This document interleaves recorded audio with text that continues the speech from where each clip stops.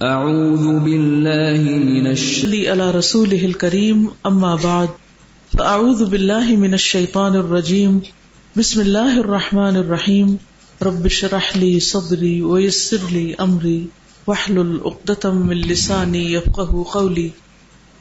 Number 14، فتنة الانسان عند الموت لما كانت الاعمال بالخواتیم حرص الشیطان على ألا يختم للإنسان بخير ولذلك فإنه يزيد من وسوسته عند الموت حتى يموت على سوء الخاتمة ولذلك كان النبي صلى الله عليه وسلم يدعو قائلا اللهم إني أعوذ بك من التردي والهدم والغرق والحريق وأعوذ بك أن يتخبطني الشيطان عند الموت۔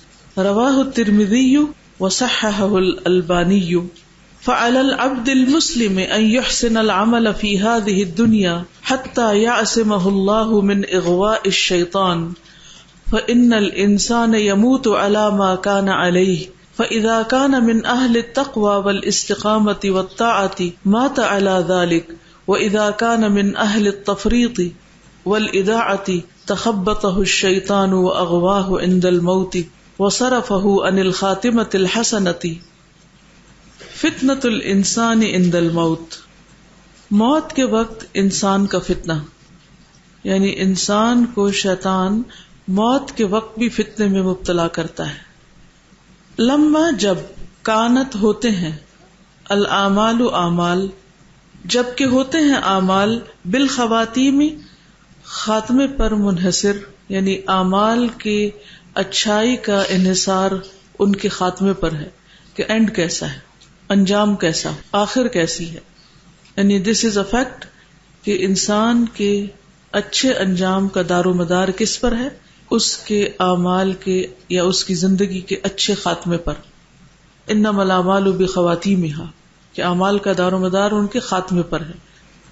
حرص الشیطان، شیطان حریص ہوتا ہے، اللہ اس بات پر، اللہ کے نہ، یختم خاتمہ ہو یا ختم کیا جائے، للانسان انسان کا، بخیر خیر پر۔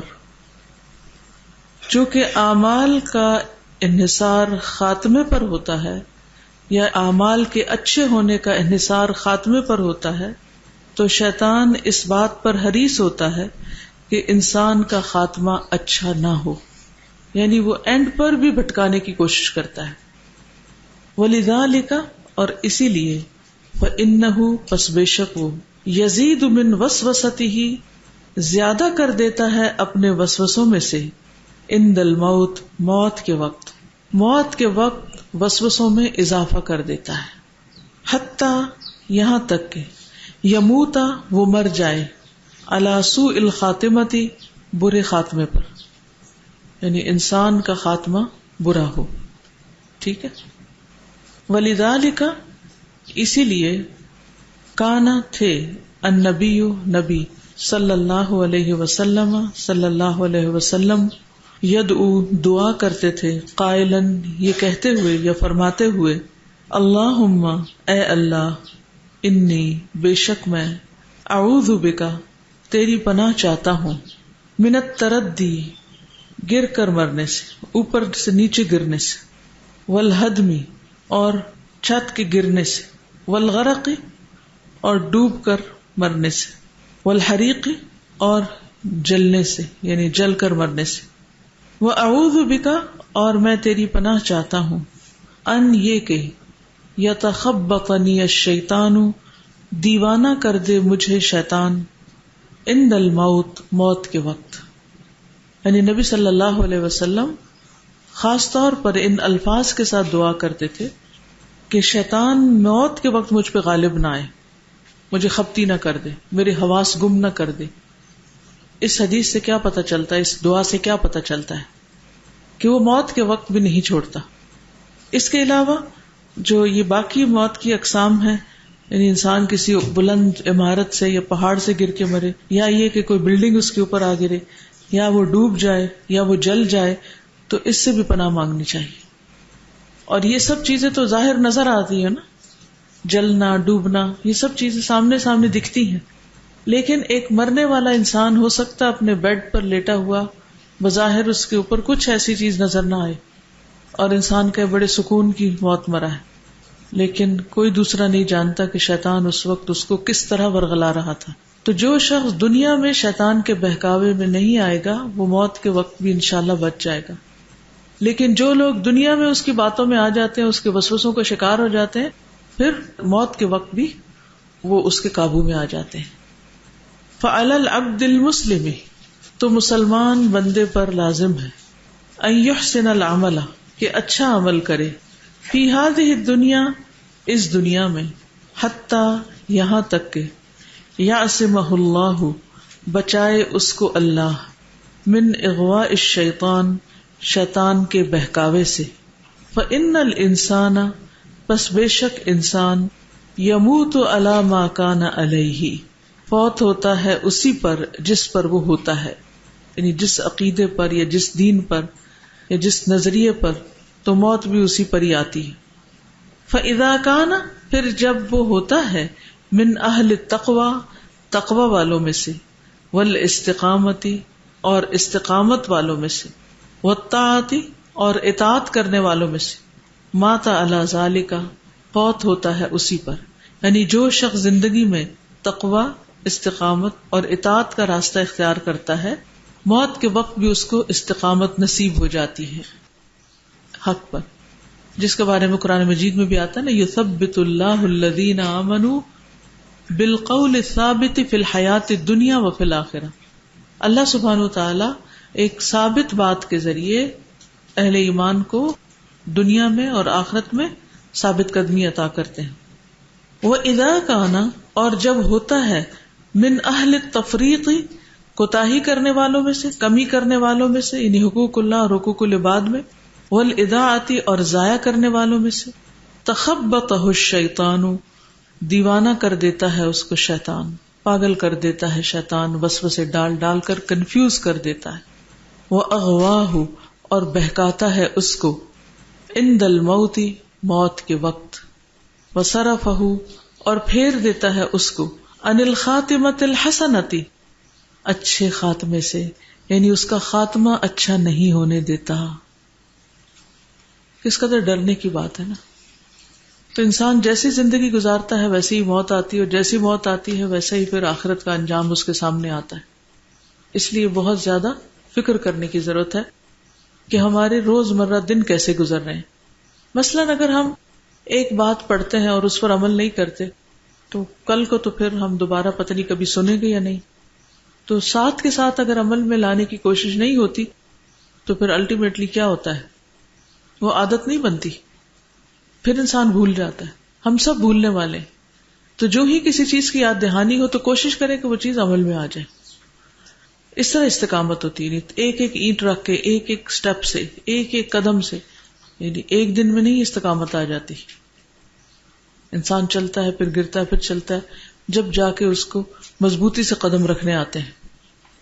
موت کے وقت عام طور پر جن چیزوں میں گڑبڑ کرتا ہے شیطان، وہ یہ کہ وراثت کے بارے میں فیصلے غلط کروا دیتا ہے، غلط وصیت کروا دیتا ہے. بعض لوگ اپنے سارے مال کی وصیت کر دیتے ہیں، بعض لوگ اپنے وارثوں کو کچھ بھی نہیں دیتے اور نہ ہی کوئی وصیت کرتے ہیں، بلکہ کسی غلط حرام کام میں اپنا مال لگا دیتے ہیں.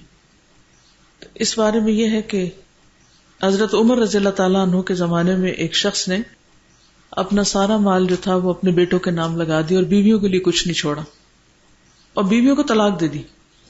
بیویوں کو طلاق دے دی، مال بچوں کے نام لگا دیا اور بات ختم. تو جب حضرت عمر کو یہ بات معلوم ہوئی تو انہوں نے کہا، اللہ کی قسم، یا تو تم اپنی بیویوں سے رجوع کر لو اور اپنی تقسیم وراثت سے بھی رجوع کر لو، ورنہ میں تمہاری طرف سے تمہاری بیویوں کو بھی وارث بناؤں گا، یعنی باقیوں سے لے کے ان کو دلواؤں گا عدل انصاف کی بات، اور تمہاری قبر پر پتھر مارنے کا حکم دے دوں گا جیسے ابو رغال کی قبر پر پتھر مارے جاتے ہیں، اور تمہاری قبر پر ہی اسی طرح پتھر مارے جائیں گے. یعنی تم بہت بڑا جرم کر رہے ہو، بہت غلط رسم ڈال کے جانے لگے ہو. کیونکہ دور صحابہ تھا، اگر اس زمانے میں کچھ لوگ اس قسم کے کام کرتے تو وہ دوسروں کے لیے حجت بھی بن سکتے تھے. پھر اسی طرح یہ ہے کہ موت کے وقت جب انسان مرنے لگتا ہے تو اس کے پاس فرشتے بھی ہوتے ہیں اور ساتھ ساتھ شیاطین بھی ہوتے ہیں. تو فرشتے تو جان لینے کے لیے آتے ہیں، زندگی میں بھی ہمارے ساتھ فرشتے بھی ہوتے ہیں اور شیاطین بھی اپنا کام کر رہے ہوتے ہیں. تو ایسی صورت میں جب آخر اچھی ہوتی، جیسے 99 لوگوں کا جو قاتل تھا، تو آخری وقت میں اس نے توبہ کر لی تھی، اور توبہ کر کے وہ اس ایک عالم کی نصیحت پر عمل کرتے ہوئے جا رہا تھا کہ وہ اپنی بستی چھوڑ کے جہاں وہ غلط کام کیا کرتا تھا وہاں سے ہجرت کر رہا تھا. کیونکہ بعض اوقات ایسا ہوتا ہے کہ انسان کسی ایک خاص علاقے میں کسی خاص ماحول میں رہ رہا ہوتا ہے تو وہاں وہ بچ نہیں سکتا، باوجود کوشش کہ وہ نہیں بچ سکتا، تو پھر وہ اس جگہ کو چھوڑ دیتا ہے، کہیں اور چلا جاتا ہے. تو اس شخص نے بھی ایسا ہی کیا. تو ابھی وہ پہنچا نہیں تھا جہاں پہنچنے کے ارادے سے وہ نکلا تھا کہ اس کے راستے میں ہی وفات ہو گئی. تو اس وقت نیکی کے فرشتے اور برائی کے فرشتے، یعنی برے اعمال کرنے والوں کے لیے جو فرشتے آتے ہیں، انہوں نے آپس میں کہا کہ ہر ایک کہتا تھا کہ ہم اس کی جان لیں گے. تو بہرحال وہ زمین ناپی گئی اور جہاں سے فاصلہ کم تھا، جہاں اس نے پہنچنا تھا وہاں فاصلہ کم رہ گیا تھا، تو پھر ان فرشتوں نے اس کی جان لی. تو ایک شخص اگر ساری زندگی بھی برے کام کرتا رہا ہے لیکن اگر اس کا خاتمہ اچھا ہے تو اس کے لیے اچھا ہی اچھا ہے. اور اسی طرح اگر ایک شخص ساری زندگی بھی اچھے کام کرتا رہا لیکن آخر میں آ کے وہ اللہ کی نافرمانی شروع کر دیتا ہے تو اس کے لیے بھیانک انجام ہے. تو ہمیشہ اچھے خاتمے کی دعا کرنی چاہیے اور اس وقت بھی شیطان کی چالوں سے محفوظ رہنا چاہیے اور اس کے لیے دعائیں بھی کرنی چاہیے. اس دعا کو بھی اپنی دعاؤں میں شامل کر لیں. السلام علیکم. وعلیکم السلام. میں اپنا ایکسپیرینس شیئر کرنا چاہوں گی. میرے فادر کی ڈیتھ ہو رہی تھی اس وقت آکسیجن سلنڈر وغیرہ تھا، لیفٹ سائڈ پہ میں کھڑی ہوئی تھی. تو مجھے پتا چل رہا تھا کہ ان کی جو کنڈیشن ہو رہی تھی، تو میں ان کو بول رہی تھی کہ آپ اللہ کا کلام پڑھیں، کچھ بھی کلمہ پڑھنے کی میں کوشش کرتی لیکن مجھ سے خود بھی بولا نہیں جا رہا تھا اس وقت. تو میں ان کی لیفٹ سائڈ پہ تھی. جب وہ میری طرف دیکھتے تھے، لیفٹ سائڈ پہ میری طرف نہیں دیکھتے تھے، میرے ساتھ دیکھتے تھے، تو وہاں دیکھ کے وہ اللہ اکبر پڑھتے تھے اور رائٹ سائڈ پہ دیکھ کے مسکراتے تھے. اور مجھے اس وقت سمجھ نہیں آ رہی تھی کہ وہ لیفٹ سائڈ پہ دیکھ کے اللہ اکبر اتنی زور سے کیوں پڑھ رہے ہیں. میں ان کو کلمہ پڑھنے کا کہہ رہی ہوں، وہ کلمہ نہیں پڑھے، وہ اللہ اکبر پڑھ رہے ہیں اور تکبیرات پڑھنے کی کوشش کر رہے تھے لیکن ان سے بولا نہیں جا رہا تھا اس وقت نا. تو مجھے اب یہ چیز سمجھ آئی ہے کہ واقعی شیطان پتہ نہیں کس طریقے سے تکلیف دیتا ہوگا اور کس طریقے سے روکتا ہوگا. اب دیکھیے کہ جو حضرت ایوب علیہ السلام نے کہا کہ انی مسنی الشیطان بنصب وعذاب، تو وہ بیماری کی حالت میں تھے اور ان کو شیطان نے تنگ کر رکھا تھا.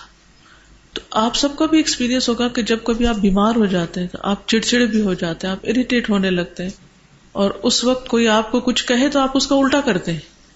تو موت کی جو تکلیف ہے، موت کی جو سختی ہے، اس سختی کے وقت کہ جان نکل رہی ہو اور آپ کے پاؤں اور آپ کی ٹانگیں اور آپ کے ہاتھ سب ٹھنڈے ہو چکے ہوں اور روح نکلنے کا کچھ ہی وقت باقی ہو، تو اس وقت کیا بولنا آسان کام ہے؟ ذرا سی بیماری ہو، تکلیف ہو تو بات کرنے کو دل نہیں چاہتا. تو اس لیے اس وقت کے آنے سے پہلے پہلے انسان اپنے لیے کچھ کر لے. وہ جو اس وقت میں ذکر کرنا ہے وہ ابھی سے شروع کر دے. صدقہ جو ہے وہ بھی انسان کو بری موت سے بچاتا ہے. تو صدقہ کرنے میں بھی کبھی بخل نہ کرے، کیونکہ ہم بہت کچھ جو بچا کے رکھتے ہیں وہ اصل میں کس کے لیے ہوتا ہے؟ بعد والوں کے لیے ہوتا ہے، وہ ہمارے لیے تو نہیں ہوتا. اس کا ہمیں کیا فائدہ پہنچے گا؟ لیکن عموماً ہمارا رجحان کیا ہوتا ہے کہ اپنے لیے آگے کم بھیجتے ہیں اور پیچھے والوں کے لیے زیادہ چھوڑتے ہیں.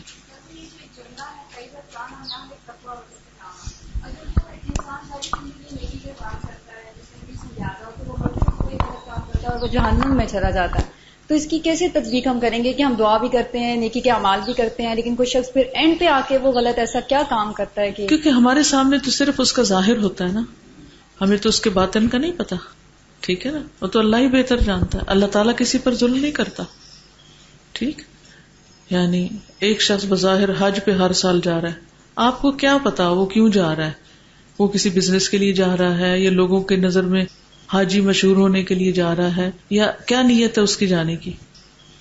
ایک شخص بڑے بڑے لنگر کھولے ہوئے ہے، بڑے بڑے نیکی کے کام کر رہا ہے اور ہم کہتے ہیں واہ بھی واہ بہت صدقہ کرتا ہے، لیکن ہمیں کیا پتا وہ سب کچھ کیوں کر رہا ہے؟ تو اللہ تعالیٰ کو تو پتا ہے نا. ٹھیک ہے، کچھ لوگ نیکی عادتاً کرتے ہیں، وہ یہ کام ایسے نہیں تو ویسے کر لیا. ان کو اس سے خوشی ہوتی ہے، ایک سیلف پرائڈ ملتی ہے، یا ایک ان کو اچھا لگتا ہے، تو بس وہ اس لیے کرتے ہیں، وہ اللہ کے لیے نہیں کرتے. تو جب تک کوئی کام خالصتاً اللہ کے لیے نہ ہو تو بظاہر وہ کتنا بھی بڑا ہو، وہ نہ صرف یہ کہ قبول نہیں ہوگا بلکہ الٹا جرمانہ ہوگا اس پر کہ تم نے یہ کیا کیوں تھا، ایسے دھوکہ کیوں دیا. منافقوں کی یہ حالت ہے نا، یخادعون اللہ والذین آمنوا. تو اس لیے اللہ تعالیٰ کسی پر بھی ظلم نہیں کرتا. اللہ بہتر جانتا ہے کہ کس کو کہاں رکھنا ہے. بس ہم اس بات کی فکر کریں کہ اپنا معاملہ اللہ سبحانہ وتعالیٰ کے ساتھ خالص کر لیں. نمبر 15 نمبر تجنید النساء للفساد. ان المرأة المتبرجة من اعظم جنود ابلیس علیہ لعنۃ اللہ فهو يستخدمها لنشر الفساد والرذیلة.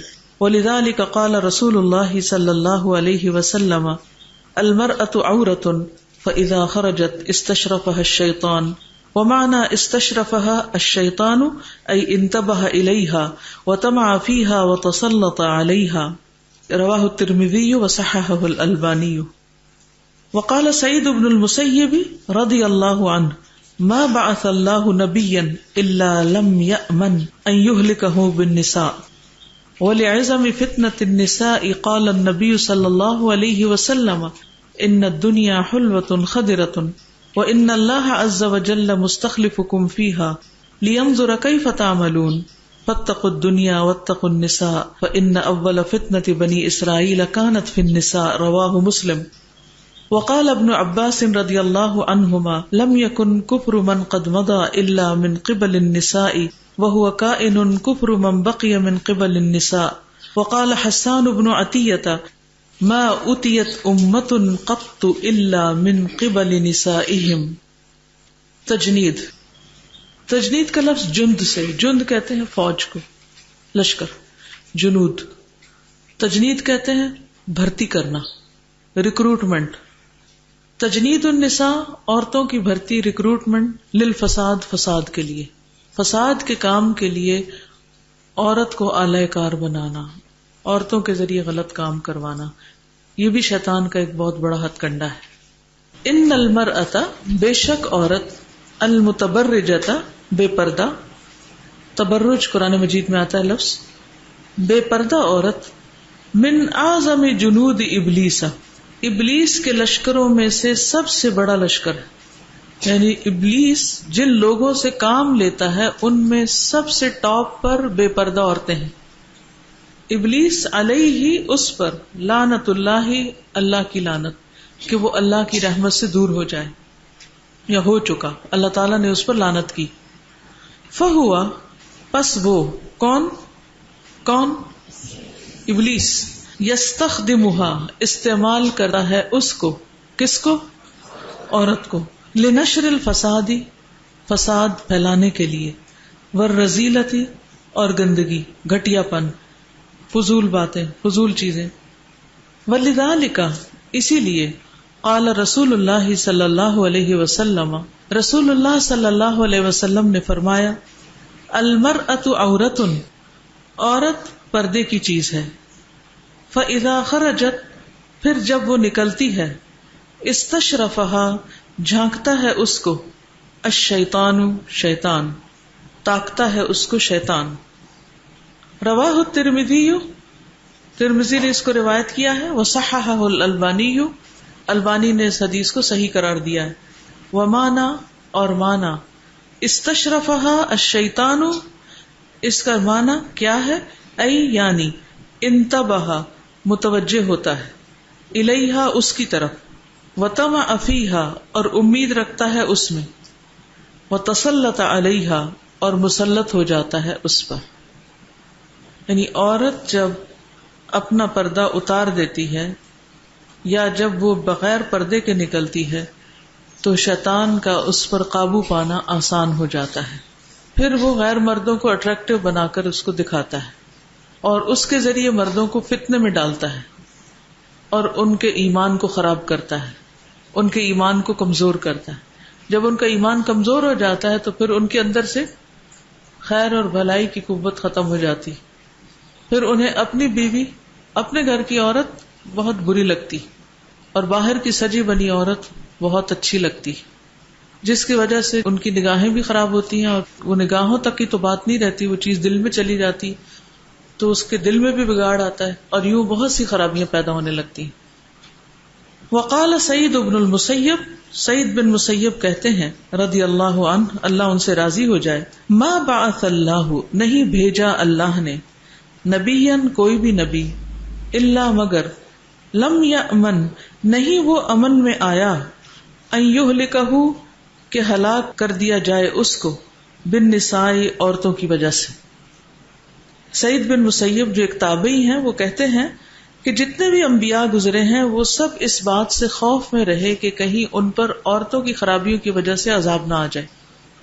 وَلِعِظَمِ، یہ عزم نہیں ہے، عزم ہڈی کو کہتے ہیں، تو یہ عزم ہے، این زیر زوئے پہ ازور، ٹھیک ہے، لفظ ٹھیک کر لیجیے۔ وَلِعِظَمِ فِتْنَةِ النِّسَاءِ، اور عورتوں کا بڑا فتنہ، اس کی بڑائی یا اس کی جو انٹینسٹی ہے اس کے بارے میں قال النبی صلی اللہ علیہ وسلم، نبی صلی اللہ علیہ وسلم نے فرمایا، ان الدنیا، بے شک دنیا، حلوۃ، میٹھی ہے، سویٹ ہے، خضرۃ، سرسبز ہے، یعنی چکھنے میں بھی اور دیکھنے میں بھی بڑی خوشگوار ہے۔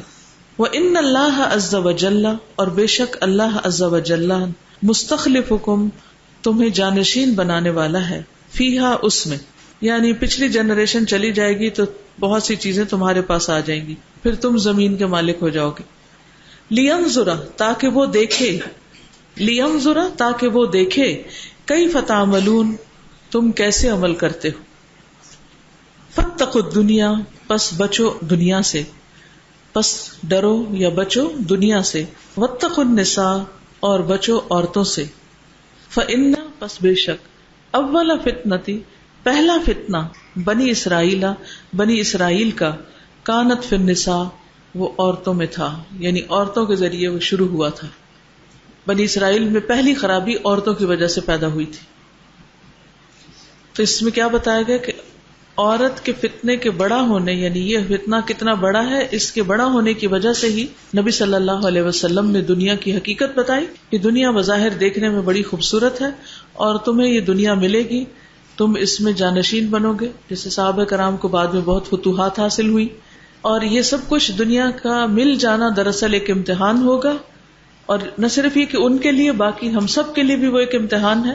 اور اس میں دیکھا کیا جا رہا ہے، جس کو جو بھی ملا ہے، کہ انسان عمل کیا کرتا ہے۔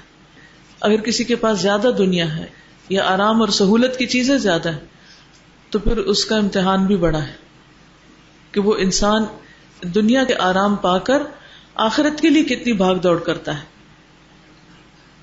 اور پھر بنی اسرائیل کی مثال دے کے بتایا گیا کہ ان میں بھی خرابی عورتوں کی وجہ سے آئی تھی، تو کہیں ایسا نہ ہو کہ تمہارے اندر بھی عورتوں کے پیچھے لگنے کی وجہ سے یہ خرابی پیدا ہو جائے۔ اصل میں عورت چاہے مرد کے مقابلے میں جسمانی طور پر فزیکلی اسٹرینتھ کے اعتبار سے ویک بھی ہو، لیکن اس کے پاس اور ایسے ٹیکٹکس ہوتے ہیں کہ وہ عقل مند سے عقل مند اور سمجھدار سے سمجھدار مرد کی عقل پہ غالب ہو جاتی، اور بعض اوقات اس سے ایسے فیصلے کروا لیتی ہے کہ جو اس کے اپنے لیے بھی، گھر والوں کے لیے، بچوں کے لیے، سب کے لیے نقصان دہ ہو جاتے ہیں۔ تو اس لیے مردوں کو خصوصاً محتاط رہنے کی تلقین کی جا رہی ہے، کیونکہ قوام وہ ہیں، ذمہ دار وہ ہیں، ان کی پوچھ زیادہ ہے۔ قوا انفسکم واہلیکم نارا، اپنے آپ کو اور اپنے گھر والوں کو آگ سے بچاؤ۔ اس کا یہ مطلب نہیں کہ عورت پہ کوئی ذمہ داری نہیں اور وہ مرد کو کسی برے کام سے نہ روکے یا اس کو کوئی ڈائریکشن نہ دے، نہیں، وہ اپنی جگہ کرے گی، کیونکہ بعض اوقات یہ بھی ہوتا ہے کہ عورت زیادہ متقی اور پرہیزگار ہوتی ہے، جیسے حضرت آسیہ تھی، اور مرد جو ہے بہت سرکش ہو سکتا ہے، اللہ کا نافرمان بھی ہو سکتا ہے۔ تو ایسی صورت میں عورت کا بھی ذمہ بنتا ہے کہ وہ اپنی زندگی کے ساتھی کو سیدھے رستے کی طرف لائے جتنا وہ کر سکے، لیکن اصل ذمہ داری بہرحال مردوں ہی کی ہے۔ وقال ابن عباس، اور ابن عباس نے کہا رضی اللہ عنہما، اللہ ان دونوں سے راضی ہو جائے، لم یکن، نہ تھا، کفر من قد مضى، ان کا جو گزر چکے، الا مگر، من قبل النساء، عورتوں کی طرف سے، وہو کائن، اور وہ ہونے والا، یعنی آئندہ بھی ہوگا، کفر من بقی من قبل النساء، جو بھی باقی ہیں عورتوں ہی کی طرف سے۔ ابن عباس کہتے ہیں کہ پچھلی قوموں میں بھی کفر کا آغاز یا کفر کی ابتدا یا بنیاد کہاں سے شروع ہوئی؟ عورتوں کی وجہ سے یا عورتوں کی طرف سے، اور آئندہ بھی عورتوں ہی کی وجہ سے ایسا ہوگا، کیونکہ دنیا کی چیزوں میں سے سب سے زیادہ مرغوب چیز عورت ہے مرد کے لیے، ٹھیک ہے؟ تو اس لیے پھر وہ بعض اوقات اس کے ہاتھوں مجبور ہوتا ہے اور مجبور ہو کر اپنے دین ایمان کو بھی بیچ دیتا ہے، تو اس لیے ابن عباس نے بھی اس چیز سے خبردار کیا. وقال حسان بن عطیہ، حسان بن عطیہ کہتے ہیں ما اتیت امت قط الا من قبل نسائہم، ما اتیت نہیں لائی گئی یعنی نہیں فتنے میں مبتلا کی گئی، امتن کوئی امت، یا نہیں زوال پذیر ہوئی کوئی امت، قط کبھی، الا مگر من قبل نسائہم اپنے عورتوں کی طرف سے یعنی عورتوں کی وجہ سے. تو اس میں سب سے بڑا فتنہ متبرجہ عورت کو بتایا گیا. متبرجہ عورت کون سی ہوتی ہے؟ تبرج کیا ہوتا ہے؟ زیب و زینت اختیار کرنے والی. اس سلسلے میں ایک حدیث ہے السلسلہ صحیحہ کی، رسول اللہ صلی اللہ علیہ وسلم نے فرمایا تمہاری بدترین عورتیں وہ ہیں جو زینت کا اظہار کرنے والی اور تکبر سے چلتی ہیں. ایسی عورتیں منافق ہیں، ان میں سے کوئی بھی جنت میں داخل نہیں ہوں گی مگر سرخ چونچ اور سرخ پیر والے کبے کی طرح، یعنی بہت کم. یعنی کبے عام طور پر پورے کے پورے کالے ہوتے ہیں، ان کی چونچ بھی کالی ہوتی ہے، لیکن کچھ کبے ایسے ہوتے ہیں بہت ریئر، کم، جو ہارڈلی دیکھنے میں آتے ہیں. اور وہ کیسے ہوتے ہیں کہ ان کی چونچ بھی سرخ اور پاؤں بھی سرخ، یعنی پھر کم تعداد ہوگی جو جنت میں جانے والی ہوگی. ایک اور حدیث سے بھی پتہ چلتا ہے کہ آپ صلی اللہ علیہ وسلم نے فرمایا کہ میں نے جہنم کو دیکھا اور اس میں جانے والی اکثریت کون تھی؟ عورتیں تھیں. تو اس لیے اس میں ہمیں غصہ کرنے کے بجائے، ناراض ہونے کے بجائے کہ کیوں عورتوں کو ایسا کیوں کہا گیا، ہمیں ڈرنے کی ضرورت ہے کہ ہم اپنی اصلاح کر لیں، ورنہ جنت میں بھی عورتیں ہوں گی اور جنت کی عورتوں کی سردار بھی ہوں گی، جیسے حضرت فاطمہ ہے. ٹھیک ہے، اس میں بدترین عورتیں کس کو بتایا گیا ہے؟ جو زینت کا اظہار کرنے والی اور تکبر کی چال چلنے والی، یعنی جن کی چال میں بھی تکبر، چال میں اٹھان، چال میں تواضع نہیں. ہیل کوئی بھی ہو، جوتا کوئی بھی ہو، لیکن اصل چیز جس کی طرف توجہ کرنے کی ضرورت ہے وہ یہ ہے، دو بنیادی چیزیں بتائی ہیں کہ زینت کا اظہار ہو رہا ہو اور تکبر کی چال ہو. آپ نے ان کو منافق بتایا. جی، دو چیزیں میرے ذہن میں آ رہی تھی. ایک تو یہ کہ جتنے بھی معاشرے میں ہمارے اس ٹائم مسائل چل رہے ہیں تو میرے ذہن میں آتا تھا کہ ان کا کوئی ایسا حل ہو جو ایک حل ہو اور بہت سارے، وہی بات کہ سانپ مر جائیں ایک ہی لاٹھی سے. تو میرے ذہن میں جو چیز آتی تھی نا وہ ہمیشہ سے یہ آتی تھی کہ یہ جو خواتین بازاروں میں گھومتی ہیں اور یہ جو باہر نکلی ہوئی ہیں نا، ان کو کسی طرح پکڑ کے اندر بند کر دیا جائے. یہ بند ہو جائیں گی نا تو بہت سارے مسائل جو ہے نا خواتین کے نہ صرف بلکہ مردوں کے بھی اور معاشرے کے، یہ مجھے لگتا تھا کہ جیسے ختم ہو جائیں گے، اور وہی چیز اس میں بھی مجھے نظر آ رہی ہے. دوسری یہ چیز کہ میں دیکھتی ہوں کہ یہ جو دکھاوا کرنا، ریاکاری ہے اور زینت کا اظہار، یہ پھر بھی ایک جو طبقہ ہے نا خواتین کا، مردوں میں تو چلیں سمجھتا ہے اس کو کہ یہ منع ہے، لیکن عورتوں میں بڑا جائز کیا ہوا ہے اس کو. عورتوں کی محفلوں میں تو ایسے یہ چیز ہوتی ہے کہ یعنی بہت دیندار طبقہ جو ہے وہ بھی یہ سمجھتا ہے کہ یہ جائز ہے یا اس طرح سے ہم کر سکتے ہیں، کہ عورتوں میں کیا وہ چیز گناہ نہیں رکھتی. جی، ریاکاری کا تو ہم جائزہ نہیں لے سکتے کہ ان کے دل میں کیا ہے، یہ تو اللہ ہی بہتر جانتا ہے. لیکن جو چیز منع ہے وہ اسراف ہے، اسراف اور شو آف کرنا، یعنی دوسرے کو نیچا دکھانے کے لیے کرنا، تو وہ تو ہے نیت سے تعلق رکھتا ہے.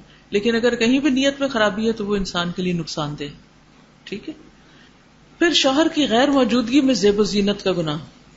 رسول اللہ صلی اللہ علیہ وسلم نے فرمایا 3 آدمیوں کے بارے میں مت سوال کرو، یعنی مت پوچھو ان کا کیا انجام ہوگا. ان میں سے ایک ایسی عورت کہ اس کا شوہر اس سے غائب ہو.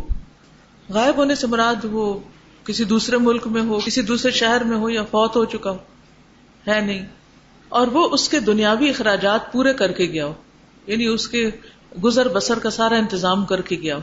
پھر وہ اس کی عدم موجودگی میں بند سنور کر باہر نکلی. ان کے بارے میں مت پوچھو کہ یہ کتنے بڑے مجرم ہیں. پھر اسی طرح ایک اور حدیث میں آتا ہے، رسول اللہ صلی اللہ علیہ وسلم نے فرمایا جہنمیوں کی 2 قسمیں میں نے ابھی تک نہیں دیکھی، ان میں سے ایک وہ لوگ ہیں جن کے پاس بیل کی دموں جیسے کوڑے ہوں گے جن سے وہ لوگوں کو ماریں گے. دوسری قسم ان عورتوں کی ہے جو کپڑے پہننے کے باوجود ننگی ہوں گی. یعنی زینت کا دکھانا صرف مردوں میں نہیں، عورتوں کے اندر بھی کپڑے پہننے کے باوجود ننگی. جیسے بات ہوئی تھی نا کہ ناف سے لے کر گھٹنوں تک جو ہے وہ حرام ہے دکھانا، تو اس کا یہ مطلب نہیں کہ بس صرف انسان اتنا کپڑا پہن لے اور گھر میں باقی ننگا پھرنا شروع کر دے.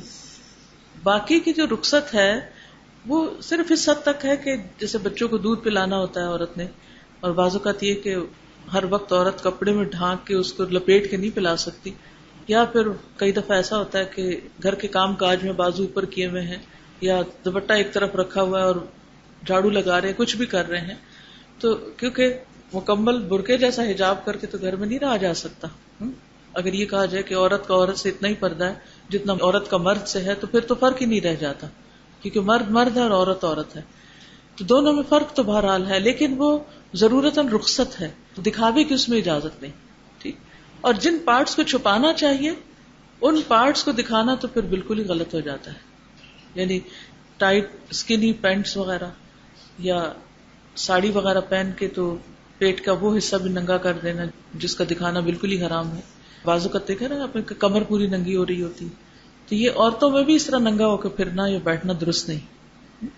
حیا جو ہے ایمان کا حصہ ہے. جی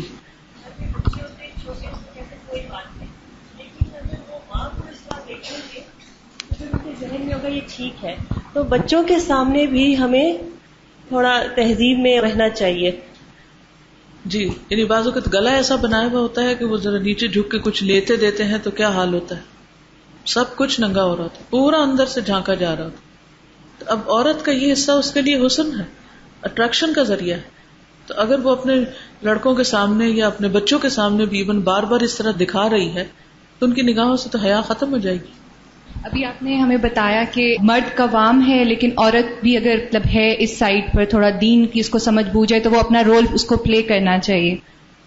میرا یہ پرسنل کوسچن تھا، میں نے سوچا تھا کہ میں آپ سے پرسنلی آ کے پوچھوں گی، لیکن میرا خیال ہے کہ ساری آڈینس ہی اس سے مستفید ہو سکتی ہے. اگر آپ ہمیں تھوڑی سی نصیحت کر دیں یا ہمیں اپنا کوئی لیکچر کا ریفرنس دے دیں کہ ہم وہ لیکچر سن لیں کہ کس طرح سے ہم یہ رول پلے کر سکتے ہیں اپنے گھروں میں.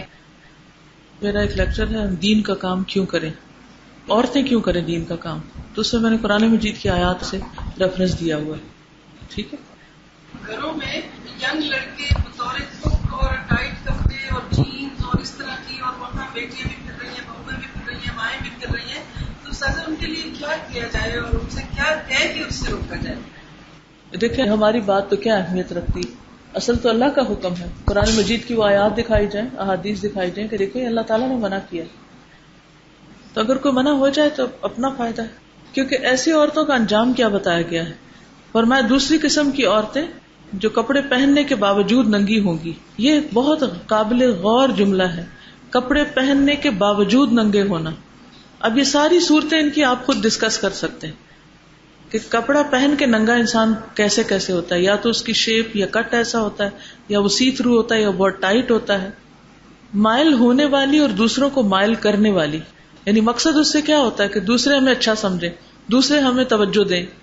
ان کے سر بخت اونٹ کے کوہان کی طرح ہیں، یعنی سروں پر انہوں نے بال باندھے ہوئے ہیں. ایسی عورتیں جنت میں داخل نہیں ہوں گی، نہ جنت کی خوشبو پائیں گی، حالانکہ جنت کی خوشبو اتنے لمبے فاصلے سے آتی ہے. یعنی ایسی خواتین جو ہیں وہ اپنے لیے خود مشکل کرنے والی. تو جب انجام انسان کے سامنے ہوتا ہے تو پھر وہ اپنے عمل کو بھی درست کر لیتا ہے. یہ جو سی تھرو والی بات ہے، اور بعض اوقات ایسا ہوتا ہے کہ شلوار پہنی ہوئی ہے اوپر ہو رہی ہے ٹخنوں میں. ایک دفعہ کسی کلینک میں تھی میں، تو وہاں ایک لڑکی تھی بہت اسمارٹ خوبصورت، تو عورتیں دیکھیں اس کو، مردوں کا تو میں سوچتی تھی کیا حال ہوتا ہوگا اس کو دیکھ کے. تو اس نے جو کپڑے پہنے ہوئے تھے وہ اتنے سی تھرو تھے کہ جب وہ اندر آئی تو مجھے لگا جیسے بالکل میں نے کچھ نہیں پہنا ہوا. مجھے اتنی شرم آئی نا. جتنی دیر ہم وہاں بیٹھے رہے وہ ڈیل کرتی رہی، وہ مرد بھی بیٹھے ہوئے، عورتیں بھی بیٹھے ہوئے. میرا دل کرے میں کیا کروں نا. میں نے بڑی دعا کی اللہ سے کہ میں اس کو کچھ کہوں، کون بتائے گا اس کو. لیکن پھر یہ میرے ساتھ اور بھی ایک دو تھے، میں نے کہا اس کو کچھ کہتے ہیں، انہوں نے کہا نہیں کچھ نہیں اثر ہوتا، کیا فائدہ کہنے کا. میں نے کہا ہم ایک دفعہ کہہ دیں.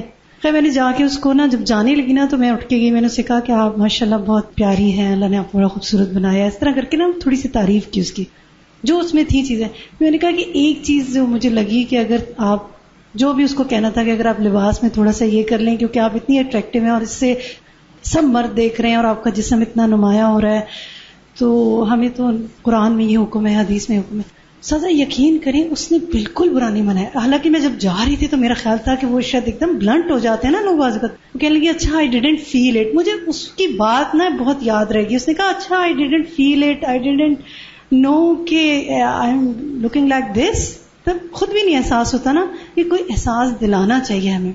تو بعض اوقات ہم کیا کریں ایسی سچویشن میں؟ آرام سے جا کے ٹیپ کر کے کندھے کو آتے ہیں, مرد آپ کو دیکھ رہے ہیں, سارے مرد آپ کو دیکھ رہے ہیں, کچھ کہنا چاہیے نا, بتانا چاہیے نا. آپ بہت خوبصورت لگ رہی ہیں, سب آپ کو دیکھ رہے ہیں. جیسے نماز پڑھتی ہیں عورتیں, میں نے کئی دفعہ دیکھا ہے مالس میں بھی اس کے پرے ایریا بنا ہوتا ہے. نماز بھی لڑکیاں پڑھ رہی ہیں, آج کل بڑا رجحان ہے نماز کی طرف, لیکن کوئی نماز کی اس طرح نہیں, جینس پہنی ہوئی ہے, چھوٹا سا اسکارف ہے. وہ تو میں نے کیا کیا ہے کہ الحمدللہ کہ یہ نماز کی چادریں بنا کر کے نا تو مال میں بھی, اور میں نے کہا کہ جس جگہ بھی اپروچ ہو وہاں پہ رکھ دی جائیں. کچھ تو کیا ہے اور کچھ اور کروں گی کہ یہ تاکہ وہ پہن کے اس وقت اور ادھر ہی رکھ جائیں. یہ چیز میں نے دبئی میں بہت دیکھی تھی, آتے تھے وہ نیچے سے بھی پہن لیتی تھی اور اوپر بھی پہن کے پڑھ کے نماز رکھ کے پھر چلی جاتی تھی. دیکھیں نا, نماز جو ہے نا انسان کو برائی سے روکتی ہے. اگر نماز میں انسان اپنا سطر پورا کر لے صحیح طور پر, تو دن میں 5 دفعہ اس کی پریکٹس ہو جائے صحیح لباس پہننے کی, تو پھر بازار نکلتے وقت بھی اس کا لباس صحیح ہو جائے گا. آپ جب کپڑے پہنے نا تو ایک دفعہ شیشے کے سامنے کھڑے ہو کر یہ ضرور دیکھا کریں کہ اس سے کیا کیا آپ کا جھلک رہا ہے, کیونکہ بعض اوقات خود کو سامنے سے نہیں پتا چلتا جب تک دوسری نگاہ آپ کو نہ دیکھے. ٹھیک ہے, چلیے نیکسٹ ہے التفریق بین الزوجین. فمن اہداف الشیطان هدم الاسر وتشرید الابناء واخراب البیوت العامرة, ولذلك فإنه لا يألو جهدا في التفريق بين الرجل وامرأته ليتم له هدفه المنشود. فعن جابر رضي الله عنه قال قال رسول الله صلى الله عليه وسلم إن إبليس يدع عرشه على الماء ثم يبعث سراياه فأدناهم منه منزلة أعظمهم فتنة يجيء أحدهم فيقول ما تركته حتى فرقت بينه وبين امرأته قال فيدنيه منه ويقول نعم أنت. رواه مسلم. التفریق جدائی ڈالنا, بین الزوجین میاں بیوی کے درمیان, میاں بیوی کے درمیان نفرت پیدا کرنا, جدائی ڈالنا, یہ بھی شیطان کے فتنوں میں سے ایک فتنہ ہے. فمن اہداف الشیطان, شیطان کے گولز میں سے, ہدم الاسری, خاندانوں کو برباد کرنا. اسر, اسرت ان کی جمع ہے, ہدم برباد کرنا یعنی گرانا, چھتیں گرا دینا. وہ تشرید الابناء, اور بدکانا بیٹوں کو یعنی بیٹوں کو آوارہ کرنا. وہ اخراب البیوتی, اور ویران کرنا گھروں کو. العامرتی, آباد, آباد گھروں کو ویران کرنا. ولذالک, اسی لیے. فإنہ, پس بے شک وہ. لا یألو, نہیں کمی کرتا. جہدن, کوشش میں. فی التفریق, جدائی ڈالنے کے لیے. بین الرجل وامرأتہ, مرد اور اس کی عورت کے درمیان, مرد اور اس کی بیوی کے درمیان. لیتم, تاکہ پورا ہو جائے. لہو, اس کے لیے. ہدفہ المنشود, اس کا مخصوص ہدف, ٹارگٹ. منشود وہ عہد جس پہ اس نے قسم کھائی تھی. فعن جابر رضی اللہ عنہ, جابر رضی اللہ عنہ سے روایت ہے, قال, کہتے ہیں, قال رسول اللہ صلی اللہ علیہ وسلم, کہ رسول اللہ صلی اللہ علیہ وسلم نے فرمایا, ان ابلیس, بے شک ابلیس, یدع عرشہ علی الماء, رکھتا ہے اپنا عرش پانی پر, بچھاتا ہے اپنا عرش یا قائم کرتا ہے اپنا عرش پانی پہ. ثم یبعث سرایاہ, پھر بھیجتا ہے اپنے لشکروں کو. فادناہم, تو قریب تر ان میں سے. منہ, اس سے. منزلتاً, مقام میں, مرتبے میں. اعظمہم, ان میں سب سے بڑا. فتنتاً, فتنے کے اعتبار سے, یعنی جو سب سے بڑا فتنہ کریٹ کرتا ہے وہ اس کے نزدیک سب سے زیادہ قریب ہوتا ہے, اس کا مقرب ہوتا ہے. یجیء احدہم, ان میں سے ایک آتا ہے. فیقول, تو کہتا ہے. ما ترکتہ, نہیں میں نے چھوڑا اس کو، حتی یہاں تک کہ فرقت بینہ و بین امرأتہ میں نے جدائی ڈال دی اس کے اور اس کی بیوی کے درمیان. قال وہ کہتا ہے فیدنیہ منہ تو اسے وہ اپنے قریب کر لیتا ہے، ویقول اور کہتا ہے نعم انت تم کتنے اچھے ہو. یعنی ایک طرف نامحرم عورتوں کو مردوں کے سامنے خوبصورت بنا کے دکھاتا ہے اور اس طرح بگاڑ پیدا کرتا ہے مردوں کی ذہنیت میں، اور پھر دوسری طرف میاں بیوی کے درمیان جدائی ڈالتا ہے، اپنی بیوی کو شوہر کی نگاہ میں بدصورت بنا کے دکھاتا ہے، اس کی عادتیں بری لگواتا ہے، چھوٹی چھوٹی چیزیں اس کی چھوٹے چھوٹے کام کاج، اس کا اٹھنا بیٹھنا چلنا پھرنا، وہ سب کیا ہوتا ہے مرد کی نگاہ میں اچھا نہیں ہوتا، اس میں کوئی اس کے لیے اٹریکشن نہیں ہوتی. وہ اس کو یہ احساس دلاتا ہے کہ دیکھو اس کو تو چلنے کا ڈھنگ نہیں، اس کو پہننے اوڑھنے کا نہیں، اس کو تو بات نہیں کرنی آتی. بعض اوقات کوئی بڑی بات نہیں ہوتی، کوئی خامی نہیں ہوتی، مگر انہی چھوٹی چھوٹی چیزوں پر مرد اپنی ہی بیویوں سے بدظن ہو جاتے ہیں اور اپنے ہی گھروں کو برباد کر لیتے ہیں، اور یہ بھی شیطان کا فتنہ ہوتا ہے. اور جب میاں بیوی میں جدائی ہوتی ہے تو پھر کیا ہوتا ہے؟ تشرید الابناء ہوتی، بچے آوارہ ہو جاتے ہیں. وہ اخراب البیوت العامرہ آباد گھر برباد ہو جاتے ہیں، گھر بے رونق ہو جاتے ہیں.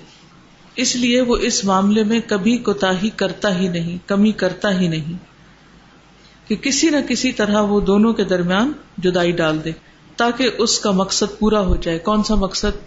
کہ میں ان سب کو اپنے ساتھ جہنم میں لے کے جاؤں گا. کیونکہ جب شوہر بیوی کے درمیان خرابی پیدا ہوئی تو ایک نے دوسرے پہ الزام لگایا، بعض اوقات وہ جھوٹے الزام ہوتے ہیں، بعض اوقات بدگمانیاں ہوتی ہیں، اس میں عمل برباد ہوتے ہیں. پھر ماں باپ کا برا اخلاق جب بچوں پر پڑتا ہے اس کا اثر بچوں پر ہوتا ہے. بچے جو ہیں وہ بھی بدتمیزی اور بد اخلاقی سیکھتے ہیں، وہ ماں باپ کی قدر نہیں کرتے، وہ ماں باپ میں سے دونوں میں یا کسی ایک سے رشتہ ہی کاٹ لیتے ہیں، ملنا جلنا ہی چھوڑ دیتے ہیں. اچھا اس کا نقصان کیا ہوتا ہے؟ وہ قطع رحمی کے مرتکب ہو جاتے ہیں. تو پھر یہ ساری چیزیں، یعنی ایک خرابی اگر آپ غور کریں کہ ایک شوہر بیوی کی لڑائی جو ہے وہ نسلوں تک اثر ڈالتی ہے اور اخلاق برباد کرتی ہے اور شخصیتیں مسخ ہو کر رہ جاتی ہیں، تو شاید اس سے بڑا کوئی فتنہ یا خرابی ہو. اور ابلیس کیا کرتا ہے؟ ابلیس نے اپنا ٹھکانہ پانی پہ بنایا ہوا ہے. اصل میں اللہ سبحانہ وتعالیٰ کا مقابلہ بھی کرتا ہے. اللہ سبحانہ وتعالیٰ کا عرش کہاں ہے؟ پانی پر ہے. تو اس نے بھی اپنا عرش سمندر پر رکھا ہوا، پانی پہ رکھا ہوا، اور وہ ہے اللہ کا بنایا ہوا. پھر اللہ سبحانہ وتعالیٰ کے جنود ہیں، لا یعلم جنود ربک الا ھو، تو اس نے بھی اپنے لشکر تیار کر رکھے ہیں، اپنی آرمیز بنائی ہوئی ہیں. اور پھر ان کے بھی مقام ہیں، مرتبے ہیں، اور ان میں سے سب سے زیادہ مرتبے والا وہ ہے جو سب سے بڑے بڑے فتنے کرتا ہے. اور ان فتنوں میں سے ایک بڑا فتنہ میاں بیوی کے درمیان جدائی ڈالنا ہے. جو یہ فتنہ ڈال کے آتا ہے اس کو وہ تاج پہناتا ہے، اس کو اپنے قریب کرتا ہے، اس کو شاباش دیتا ہے. تو اس لیے ہر ممکن کوشش کرنی چاہیے کہ گھر کا ماحول درست رہے، خواہ اس کے لیے کتنا بھی صبر کرنا پڑے. اب آپ میں سے کوئی بتائے گا کہ گھر کی لڑائی کا اثر بچوں پہ کیا پڑتا ہے؟ کوئی تجربہ، کسی خاندان کی بربادی کا کوئی قصہ؟ جی استاذہ ہمارے ریلیٹیو میں سے ہیں، تو شروع سے ہی میاں بیوی کے آپس میں کچھ نہیں بنتی تھی، اختلافات اسی طرح سے چلے آ رہے تھے، اور بیچ میں کوئی ریزن نہیں تھی، جسٹ یہ تھی کہ ان کی مرضی پہ شادی نہیں ہوئی.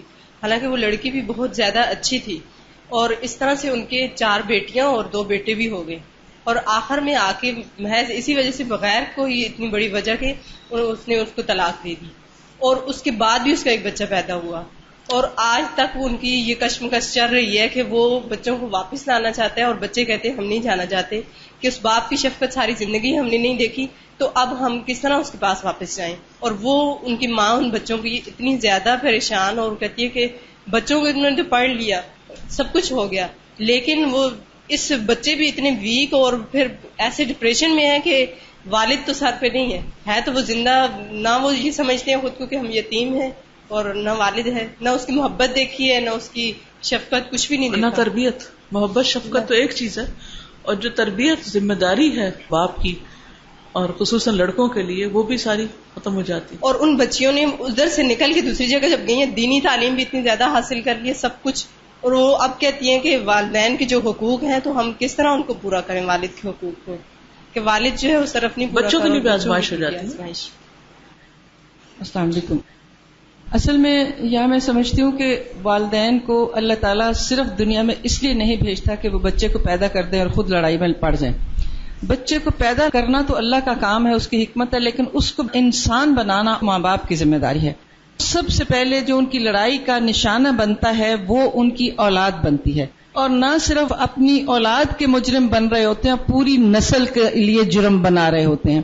اس میں سب سے زیادہ جو قربانی دینا پڑے گی وہ ماں کو ہے، صبر سے اور برداشت کے ساتھ، اور اپنے بچوں کو سامنے رکھتے ہوئے وہ یہ دیکھے کہ یہ ہماری لڑائی میں سفر کون کر رہا ہے. ماں کو اپنی اولاد سے بڑھ کر دنیا میں کوئی پیاری چیز نہیں ہے. اگر وہ یہ سوچ لے کہ ہمارے نفس اور ہمارے اپنے جھگڑوں کے اندر ہمارا سب سے قیمتی اثاثہ تباہ ہو رہا ہے تو میرا خیال ہے کسی حد تک وہ سیف ضرور ہو جائے گی، یا پھر صبر اور اپنی برداشت کا پیمانہ تھوڑا زیادہ کر کے تو اپنی نسل کو بچا لے گی.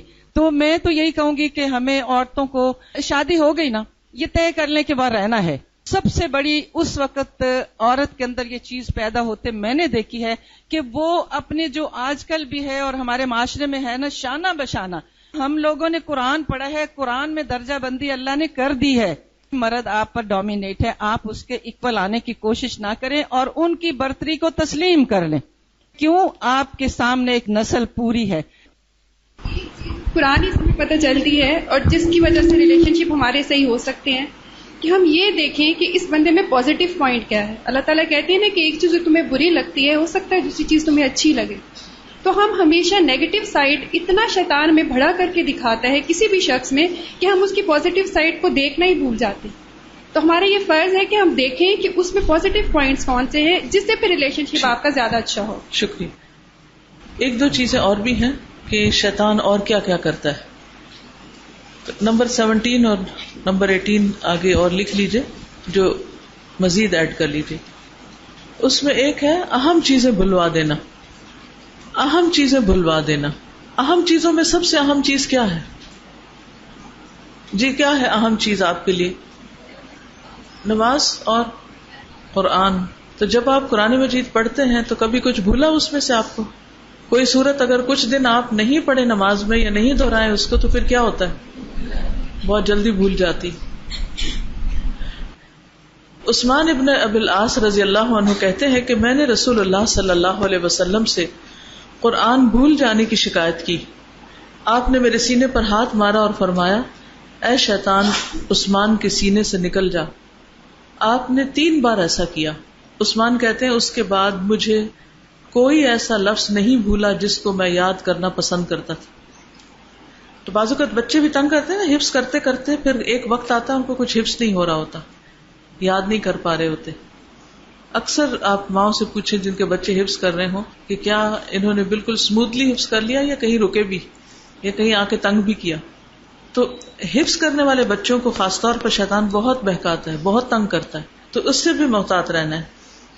پھر اسی طرح بعض اوقات ضروری اہم کام، اہم چیزیں بھلوا دیتا ہے اور اس سے بہت سا فساد پیدا ہو جاتا ہے.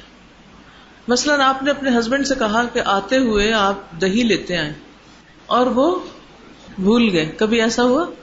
اس کا نتیجہ کیا ہوتا ہے؟ پھر اس کا نتیجہ گھر میں کیا ہوتا ہے جب دہی بھول کے آتے ہیں؟ وہ شیطان کا مقصد پورا ہو جاتا ہے. میاں بیوی میں بعض اوقات کوئی بہت بڑا ایشو نہیں ہوتا، چھوٹی چھوٹی باتیں ہوتی ہیں جن کی وجہ سے ایک دوسرے سے کڑتے رہتے ہیں، کھنچتے رہتے ہیں اور وہ مل کے بہت بڑی چیز بن جاتی. موسیٰ علیہ السلام جب خضر علیہ السلام کی ملاقات کے لیے گئے تھے تو راستے میں ان کے ساتھ کون تھا؟ یوشع بن نون، ان کے خادم. انہوں نے ساتھ اپنے کیا لیا؟ مچھلی. وہ ایک نشانی کی تھی کہ جہاں مچھلی سمندر میں جائے گی وہیں پر وہ ملیں گی. اب ہوا یہ کہ وہاں پر موسیٰ علیہ السلام تھک گئے، ان کی آنکھ لگ گئی اور مچھلی وہاں سے نکل کے پانی میں چلی گئی. اب موسیٰ علیہ السلام جب اٹھے تو یوشع کو چاہیے تھا کہ وہ موسیٰ علیہ السلام کو بتاتے، لیکن بالکل بھول گئے اور بہت دور آگے نکل گئے. پھر بات یاد آئی، پھر واپس آنا پڑا. تو یہ اتنی بڑی مشقت کس لیے کاٹنی پڑی؟ صرف بھول کی وجہ سے. تو بعض اوقات اہم چیزیں بھلوا دیتا ہے، نماز میں بھلوا دیتا ہے، ذکر بھلوا دیتا ہے، کسی سے کیا ہوا وعدہ بھلوا دیتا ہے، کسی کی کوئی امانت لوٹانی ہے آپ نے وہ بھلوا دیتا ہے. تو یہ بہت دفعہ ایسا ہوتا ہے. اس لیے یا تو انسان کو لکھ لینا چاہیے انسان جب کسی سے وعدہ کرے تو لکھ لے یا کوئی نشانی رکھ لے تاکہ بھولے نہیں. خاص طور پر آخرت کے فائدے کی چیزیں بلوا دیتا ہے. جیسے نبی صلی اللہ علیہ وسلم سے کیا بلوایا تھا اس نے؟ لیلۃ القدر کی خبر دینے کے لیے آپ آ رہے تھے, 2 لوگ لڑ رہے تھے, لڑائی بھی اسی قسم کی چیز ہوتی ہے نا, تو آپ کے ذہن سے وہ اٹھا لی گئی. آپ نے فرمایا کہ مجھے لیلۃ القدر کے بارے میں بتایا گیا اور میں اس کی خبر دینے کے لیے نکلا تھا کہ 2 آدمی آئے جو لڑ رہے تھے, ان کے ساتھ شیطان تھا تو مجھے بلا دیا گیا. اب تم لیلۃ القدر کو رمضان کے آخری عشرہ 9ویں 7ویں 5ویں رات میں تلاش کرو. پھر اسی طرح 18واں پوائنٹ ہے گفتگو کے ذریعے انسان کو بہکانا. گفتگو کے ذریعے بہکانا. کچھ باتیں بہت مس لیڈنگ ہوتی ہیں, اس میں خاص طور پر بتکلف گفتگو جو ہوتی.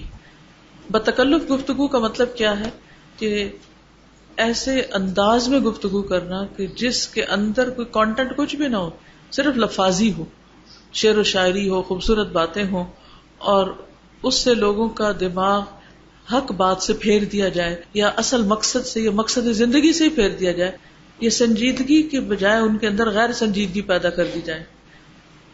جیسے بعض اوقات شعر و شاعری ہوتی یا جوکس ہوتے ہیں یا ایسے لطیفے یا ایسے ریڈلز جو انسان کو اپنے اندر اتنا مشغول کر لیتے ہیں کہ جس کی وجہ سے اس کو بھول جاتا ہے کہ اس نے کچھ اور کرنا ہے, یعنی اہم ترین چیز بھلوا دیتے.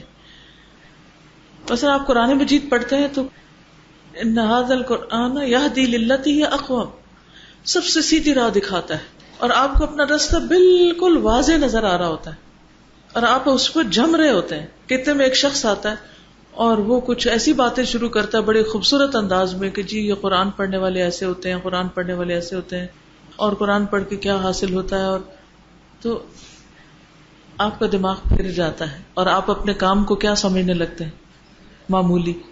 آپ گلٹی فیل کرنے لگتے ہیں کہ اچھا ہم تو کچھ بھی نہیں کر رہے. آپ سنجیدگی کے ساتھ علم حاصل کر رہے ہوتے ہیں, اتنے میں کوئی آ کے آپ کو باتیں کرتا ہے اور سناتا ہے اور کہتا ہے کہ تم کیا ہر وقت بیٹھے رہتے ہو اور پڑھتے پڑھاتے رہتے ہو, دیکھو لوگ کیسے کیسے کام کر رہے ہیں. اب وہ کیا ہوا, فاضل سے مفضول کی طرف لے گیا انسان کو, کیونکہ ہر شخص کو اللہ تعالیٰ نے ایک مخصوص صلاحیت دے رکھی. یہ صرف دوسروں کے ذریعے نہیں, بعض اوقات انسان خود بھی ان چیزوں میں پھنس جاتا ہے, اس کے اپنے اندر بھی ایسی خرابیاں ہوتی ہیں کہ جس کی وجہ سے وہ ایسی چیزوں کا شکار ہو جاتا ہے, یعنی شیطان کے وسوسے اندر سے بھی اٹھتے ہیں. ابن عمر کہتے ہیں کہ رسول اللہ صلی اللہ علیہ وسلم کے عہد میں مشرق سے 2 شخص آئے, یعنی ایسٹرن پروونس سے. وہ دونوں بڑے مقرر تھے, بہت بڑے سپیکرز تھے. دونوں نے کھڑے ہو کر تقریر کی, پھر بیٹھ گئے. اس کے بعد ثابت بن قیس رسول اللہ صلی اللہ علیہ وسلم کے خطیب کھڑے ہوئے. دونوں نوواردوں کی تقریروں کو لوگوں نے پسند کیا. ذرا انوکھی باتیں تھی, روٹین سے ہٹ کے باتیں تھی, ان کو بڑی اچھی لگی, بہت فیسینیٹ ہوئے. اس کے بعد رسول اللہ صلی اللہ علیہ وسلم خود کھڑے ہوئے. آپ نے خطبہ دیا, فرمایا اے لوگو اپنی بات ہی کہا کرو, بے شک کلام کا حد سے زیادہ فصیح ہونا شیطان کی طرف سے ہے.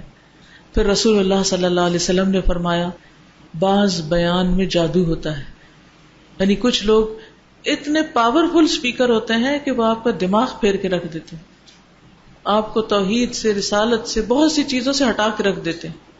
تو اس لیے یہ نہیں دیکھنا کہ ہاں بہت اچھا بولتا ہے. یاد رہے گی یہ بات کہ کسی کے بھی اچھا اسپیکر ہونے کی علامت یہ نہیں کہ وہ بہت اچھا بولتا ہے, بڑا مزہ آیا, سن کے تو مزہ ہی آ گیا.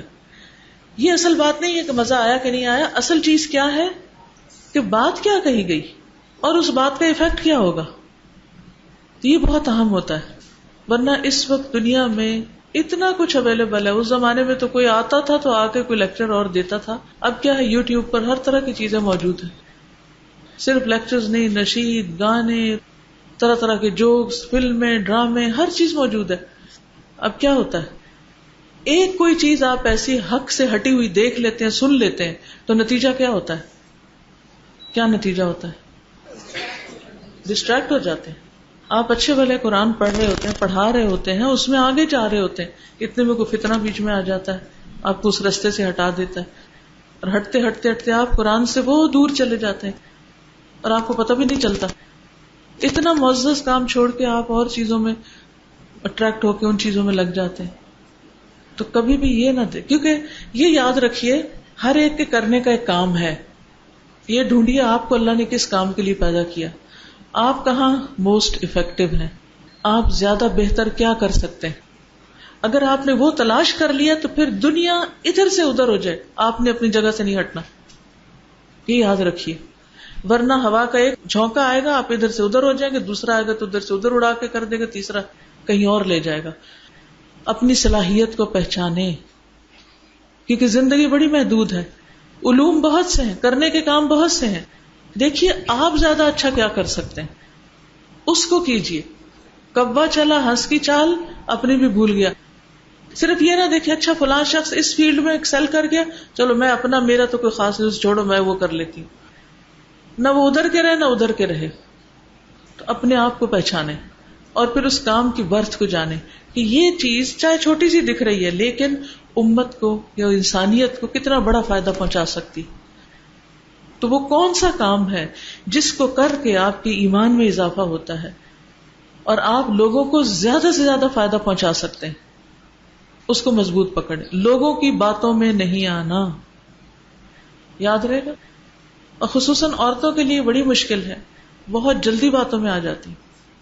جن نے لایا گلی عہدے نال چلی, جس نے باتوں میں لگا لی اسی کے ساتھ چل پڑے. تو یہ نہ دیکھیں کون کہہ رہا ہے, کس طرح کہہ رہا ہے, یہ دیکھیں کیا کہہ رہا ہے, یہ مجھے سوٹ بھی کرتا ہے, یا یہ میرے کرنے کا کام بھی ہے, یا میں شوق ہی شوق میں ہر چیز کرنی ہے آپ نے. اسی طرح مثلاً ایک شخص ایک خاص صلاحیت کا مالک ہوتا ہے, آپ اس کو وہ کام نہیں کرنے دیتے, کسی اور کام میں لگا دیتے ہیں.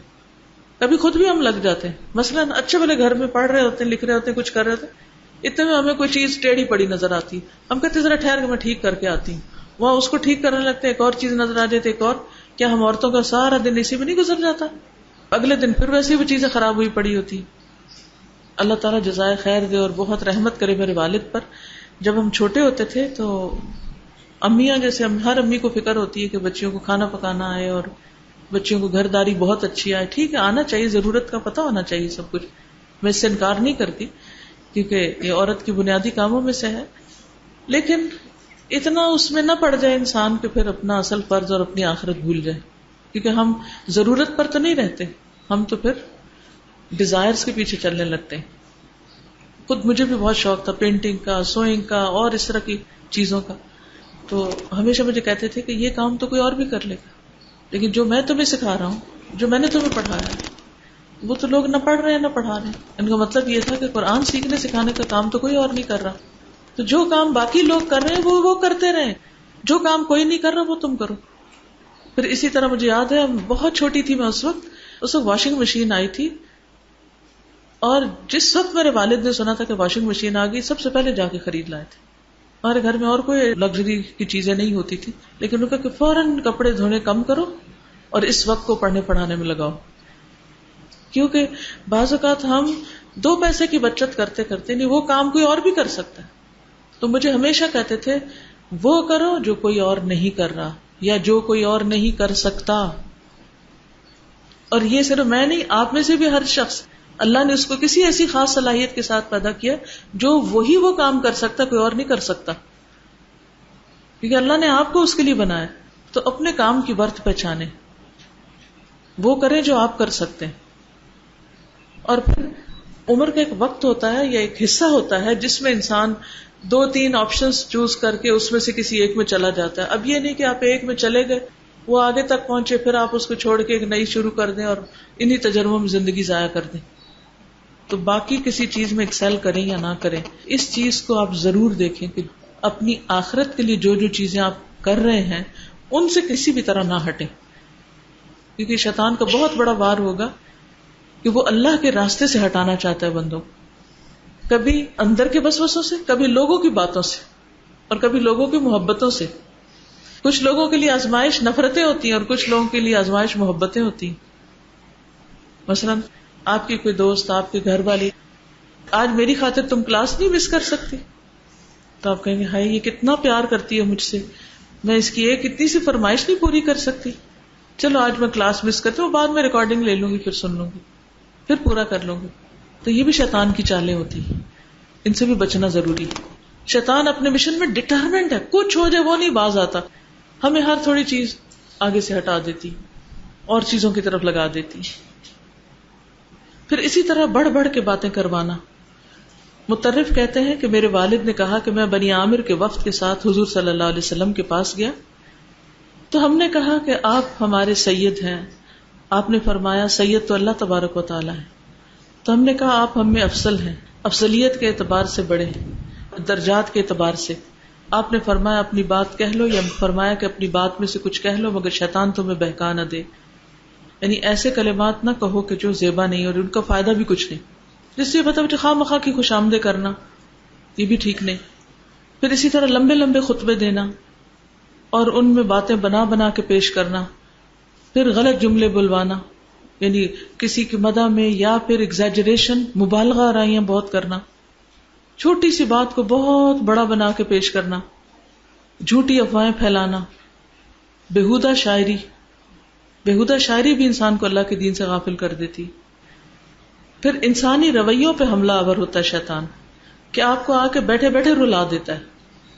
یعنی بعض مقام ایسے ہوتے ہیں کہ جس میں انسان کو رونا آ بھی جاتا ہے تو اس کو بھی کنٹرول کرنے کی کوشش کرنی چاہیے. معاذ رضی اللہ تعالیٰ عنہ کو جب نبی صلی اللہ علیہ وسلم نے یمن روانہ فرمایا تو آپ خود انہیں چھوڑنے کے لیے نکلے. راستہ بھر ان کو وصیت فرماتے رہے. معاذ سوار تھے، آپ پیدل چل رہے تھے. جب آپ انہیں وصیتیں کر کے فارغ ہوئے تو فرمایا معاذ ہو سکتا ہے آئندہ سال تم مجھ سے نہ مل سکو، یعنی اشارہ تھا کہ میں فوت ہو جاؤں گا. ہو سکتا ہے کہ آئندہ سال تم میری مسجد اور میری قبر پر سے گزرو. رسول اللہ صلی اللہ علیہ وسلم کی جدائی کے رنج میں معاذ بن جبل پھوٹ پھوٹ کے رونے لگے. آپ نے فرمایا معاذ مت رو، کیونکہ رونا شیطان کی طرف سے ہوتا ہے. یعنی ایسے مواقع پر انسان کو کمزور کر دیتا ہے. تم ایک مشن پہ جا رہے ہو، ایک کام پہ جا رہے ہو، تمہارا مقصد تمہارے سامنے رہے. کیونکہ وہ وقت اتنا کمزوری کا ہوتا ہے کہ بعض اوقات انسان اس غم کے بوجھ کی وجہ سے بیٹھ جاتا ہے اور آگے نہیں بڑھتا. تو ان چالوں سے بھی محفوظ رہنا چاہیے. اس کا مطلب نہیں کہ کبھی رونا نہیں آنا چاہیے. رونا آنا چاہیے. کس لیے رونا کیوں آنا چاہیے؟ جدائی پہ رونا آ سکتا ہے. نبی صلی اللہ علیہ وسلم حضرت ابراہیم کی وفات پر کیا آپ نے فرمایا تھا کہ جدائی پہ ہم مغموم ہیں، رونا آتا ہے. لیکن رونا انسان کو حق سے نہ ہٹائے، راستے سے نہ ہٹائے، کمزور نہ کر دے.